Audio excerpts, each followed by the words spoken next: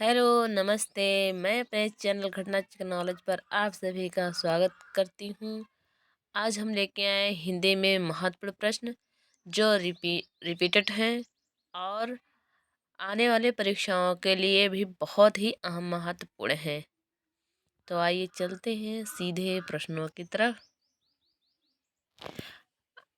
आज का पहला प्रश्न है, ब्रज भाषा है ए पश्चिमी हिंदी, बी बिहारी हिंदी, सी पहाड़ी हिंदी, डी पूर्वी हिंदी। तो इसका राइट आंसर हो जाएगा ए पश्चिमी हिंदी।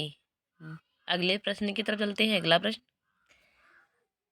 अगला प्रश्न है, मगही किस भाषा की बोली है? ए पश्चिमी हिंदी, बी पूर्वी हिंदी, सी बिहारी हिंदी, डी राजस्थानी। तो इसका राइट आंसर हो जाएगा सी बिहारी।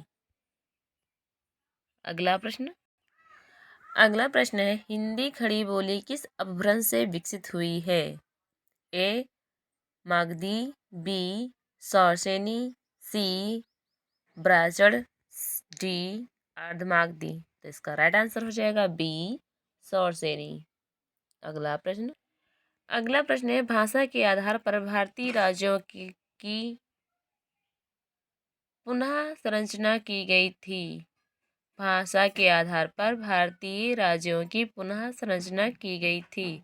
ए 1953, बी 1954 में, सी 1956 में, डी 1952 में। तो इसका राइट आंसर हो जाएगा सी 1956 में। अगला प्रश्न है, किस तिथि को हिंदी को राजभाषा बनाने का निर्णय लिया गया? ए 26 जनवरी 1950 ईस्वी को, बी 14 सितंबर 1949 ईस्वी को, सी 14 सितंबर 1950 ईस्वी को, डी 15 अगस्त 1947 को। तो इसका राइट आंसर हो जाएगा बी 14 सितंबर 1949 को। अगला प्रश्न है, हिंदी की आदि जननी है? ए प्राकृत, बी पाली, सी अपभ्रंश, डी संस्कृत। तो इसका राइट आंसर हो जाएगा डी संस्कृत। अगला प्रश्न है, हिंदी दिवस किस दिन मनाया जाता है? ए 14 सितंबर, बी 28 सितंबर, सी 10 अक्टूबर, डी 11 जून। इसका राइट आंसर हो जाएगा ए 14 सितंबर। अगला प्रश्न है, हिंदी की विशिष्ट बोली ब्रजभाषा किस रूप में सबसे अधिक प्रसिद्ध है? ए तकनीकी भाषा में, बी राष्ट्रभाषा में, सी काव्य भाषा में, डी राजभाषा में। इसका राइट आंसर हो जाएगा सी काव्य भाषा में। अगला प्रश्न है, भारतवर्ष में हिंदी को आप किस वर्ग में रखेंगे? ए राजभाषा, बी विभाषा, सी तकनीकी भाषा, डी राष्ट्रभाषा। तो इसका राइट आंसर हो जाएगा ए राजभाषा। अगला प्रश्न है, हिंदी किस भाषा परिवार की भाषा है? ए द्रविड़, बी ऑस्ट्रिक, सी चीनी तिब्बती, डी बहुरूपीय। इसका राइट आंसर हो जाएगा डी बहुरूपीय। अगला प्रश्न, भारत में सबसे अधिक बोले जाने वाली भाषा कौन सी है? ए संस्कृत, बी तमिल, सी उर्दू, डी हिंदी। इसका राइट आंसर हो जाएगा डी हिंदी। अगला प्रश्न, हिंदी भाषा का जन्म हुआ है? ए लौकिक संस्कृत से, बी पाली प्राकृत से, सी वैदिक संस्कृत से, डी अपभ्रंश से। तो इसका राइट आंसर हो जाएगा डी अपभ्रंश से। ये रिपीटेड क्वेश्चन है, ये पहले वाले वीडियो में भी क्वेश्चन पूछे गया था और इसमें भी प्रिंट आउट कर दिया गया है। अगला प्रश्न, निम्न में से कौन सी बोली अथवा भाषा हिंदी के अंतर्गत नहीं आती है? ए बांग्रू, बी अवधी, सी तेलुगु, डी कन्नौजी। तो इसका राइट आंसर हो जाएगा सी तेलुगु। अगला प्रश्न है, हिंदी की विशिष्ट बोली ब्रजभाषा किस रूप में सबसे अधिक प्रसिद्ध है? ए तकनीकी भाषा में, बी राष्ट्रभाषा में, सी काव्य भाषा में, डी राजभाषा में। तो बताइए इसका राइट आंसर क्या होगा। तो इसका राइट आंसर हो जाएगा सी काव्य भाषा। अगला प्रश्न है डोडाली बोली है ए दक्षिणी राजस्थान की, बी पश्चिमी राजस्थान की, सी उत्तरी राजस्थान की, डी पूर्वी राजस्थान की। तो इसका राइट आंसर हो जाएगा डी पूर्वी राजस्थान। अगला प्रश्न है हिंदी भाषा किस लिपि में लिखी जाती है। ए ब्राह्मी, बी देवनागरी, सी सौराष्ट्री, डी गुरमुखी। तो इसका राइट आंसर हो जाएगा बी देवनागरी। अगला प्रश्न है हिंदी भाषा की बोलियों के वर्गीकरण के आधार पर छत्तीसगढ़ी बोली है। ए पश्चिम हिंदी, बी पहाड़ी हिंदी, सी राजस्थानी हिंदी, डी पूर्वी हिंदी। तो इसका राइट आंसर हो जाएगा डी पूर्वी हिंदी। अगला प्रश्न है निम्नलिखित में से कौन सी पश्चिमी हिंदी की बोली नहीं है। ए ब्रजभाषा, बी कन्नौजी, सी बघेली, डी बुंदेली। तो इसका राइट आंसर हो जाएगा सी बघेली। अगला प्रश्न है दक्षिणी भारत हिंदी प्रचार सभा का मुख्यालय कहाँ स्थित है। ए बंगलौर, बी चेन्नई, सी मैसूर, डी हैदराबाद। तो इसका राइट आंसर हो जाएगा बी चेन्नई। अगला प्रश्न है हिंदी भाषा के विकास का सही अनुक्रम कौन सा है। यानी हिंदी भाषा के विकास पहले कैसे हुआ, फिर कैसे, मतलब उनका सही अनुक्रम बताना है। तो ए प्राकृत, अपभ्रंश, हिंदी, पाली, बी अपभ्रंश, पाली, प्राकृत, हिंदी, सी हिंदी, पाली, अपभ्रंश, प्राकृत, डी पाली, प्राकृत, अपभ्रंश, हिंदी। तो इसका राइट आंसर हो जाएगा पाली, प्राकृत, अपभ्रंश, हिंदी, डी राइट आंसर हो जाएगा इसका डी ऑप्शन। अगला प्रश्न है संविधान के अनुच्छेद 351 में किस विषय का वर्णन है। ए उच्चतम न्यायालय की भाषा, बी पत्राचार की भाषा, सी हिंदी के विकास के लिए निर्देश, डी संघ की राजभाषा। तो इसका राइट आंसर हो जाएगा सी हिंदी के विकास के लिए निर्देश। अगला प्रश्न, ये प्रश्न फिर से रिपीटेड हो गया है तो इसका राइट आंसर हो जाएगा ए ऑप्शन पश्चिमी हिंदी। अगले प्रश्न की तरफ चलते हैं क्योंकि हम इन प्रश्नों का रिवीजन कर रहे हैं। अगला प्रश्न, ये प्रश्न रिपीटेड है हिंदी खड़ी बोली किस अपभ्रंश से ली गई है। तो इसका राइट आंसर हो जाएगा सौरसेनी से। अगला प्रश्न, ये भी रिपीटेड क्वेश्चन लग गया है, इसका राइट आंसर हो जाएगा संस्कृत, डी ऑप्शन।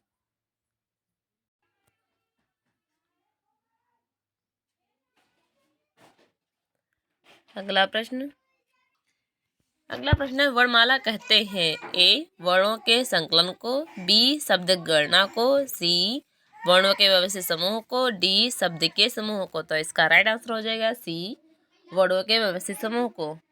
अगला प्रश्न है निम्न में से कंठी ध्वनियाँ कौन सी हैं। ए या और रा, ए या रा, बी जा जा, सी टाड़ा, डी काखा। तो इसका राइट आंसर हो जाएगा काखा, डी ऑप्शन। अगला प्रश्न, स्थान के आधार पर बताइए कि मूर्धन्य व्यंजन कौन से हैं। ए दाढ़ा, बी जाझा, सी पाफा, डी गाघा। इसका राइट आंसर हो जाएगा ए दाढ़ा। अगला प्रश्न है निम्न में से अल्प प्राण वर्ण कौन से हैं। ए कागा, बी थादा, सी फाभा, डी आ। तो इसका राइट आंसर हो जाएगा ए का, गा। अगला प्रश्न है निम्न में से नासिक व्यंजन कौन सा है? ए या, बी जा, सी सा, डी गा। तो राइट आंसर हो जाएगा या। अगला प्रश्न है ए आय वर्ण क्या कहलाते हैं? ए मूर्धन्य, बी ओष्ठ, सी कंठतालव्य, डी नासिक। तो इसका राइट आंसर हो जाएगा सी कंठतालव्य। अगला प्रश्न है हिंदी वर्णमाला में अयोग वह वर्ण कौन से हैं? ए ई, बी उ, सी अंग आह, डी आ। तो राइट आंसर इसका सही हो जाएगा सी अंग आह। अगला प्रश्न है कौन सा अमानक वर्ण है? ए घा, बी मा, सी धा, डी खा। राइट आंसर इसका हो जाएगा बी मा। अगला प्रश्न है का, गा, जा, फा ध्वनियाँ किसकी है? ए दक्षिणी भाषाओं की, बी अरबी फारसी की, सी संस्कृत की, डी अंग्रेजी भाषा की। तो इसका राइट आंसर हो जाएगा बी अरबी फारसी की। अगला प्रश्न है हिंदी में मूलतः वर्णों की संख्या कितनी है? ए 50, बी 51, सी 52, डी 53। तो इसका राइट आंसर हो जाएगा सी 52। अगला प्रश्न है कक्षा ध्वनियाँ किसके अंतर्गत आती हैं? छा ध्वनियाँ किसके अंतर्गत आती हैं? ए घोष वर्ण के, बी संयुक्त वर्ण के, सी तालव्य, डी मूल स्वर। तो इसका राइट आंसर हो जाएगा बी संयुक्त वर्ण। अगला प्रश्न है हिंदी शब्दकोश के क्षा का क्रम किस वर्ण के बाद आता है? ए छा, बी त्रा, सी ज्ञा, डी का। तो छा का वर्ण का के बाद आता है तो इसका राइट आंसर हो जाएगा डी का। अगला प्रश्न है ज्ञा वर्ण किस वर्णों के संयोग से बना है? ए जा प्लस धा, बी जा धन या, सी जा धन इया, डी जा धन इया। तो राइट आंसर इसका हो जाएगा डी जा धन इया। अगला प्रश्न है अघोष वर्ण कौन सा है? ए आ, बी हा, सी सा, डी जा और झा। तो राइट आंसर इसका हो जाएगा शा। अगला प्रश्न है घा का उच्चारण स्थान कौन सा है? ए कंठ, बी तालु, सी दंत, डी मूर्धा। तो इसका राइट आंसर हो जाएगा ए कंठ। अगला प्रश्न है इनमें संयुक्त व्यंजन कौन सा है? ए ज्ञा, बी गा, सी डा, डी डा। तो इसका राइट आंसर हो जाएगा ए ज्ञा। अगला प्रश्न निम्नलिखित में से कौन सा वर्ण उच्चारण की दृष्टि से दंती नहीं है? ए ना, बी टा, सी ता, डी दा। तो राइट आंसर हो जाएगा बी टा।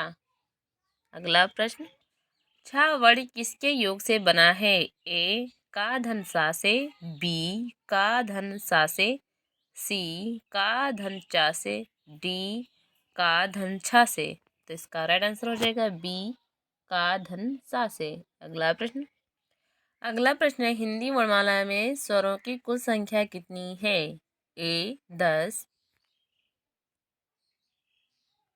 बी 11, सी 12, डी 13। तो इसका राइट आंसर हो जाएगा बी 11। अगला प्रश्न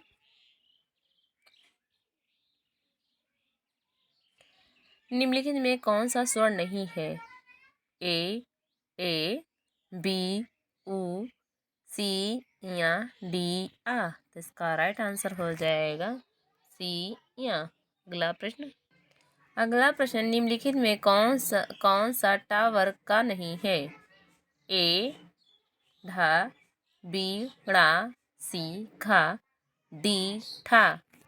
तो राइट आंसर हो जाएगा सी घा। अगला प्रश्न है, हिंदी वर्णमाला में व्यंजनों की संख्या है? ए 32, बी 33, सी 34, डी 35। तो इसका राइट आंसर हो जाएगा बी 33। अगला प्रश्न है, निम्नलिखित में कौन सा पश्च स्वर है? ए ई, बी ढा, सी आ, डी जा। तो इसका राइट आंसर हो जाएगा सी आ। अगला प्रश्न है, निम्नलिखित में कौन योगवाह है? ए महाप्राण, बी अल्पप्राण, सी विसर्ग, डी संयुक्त व्यंजन। इसका राइट आंसर हो जाएगा सी विसर्ग।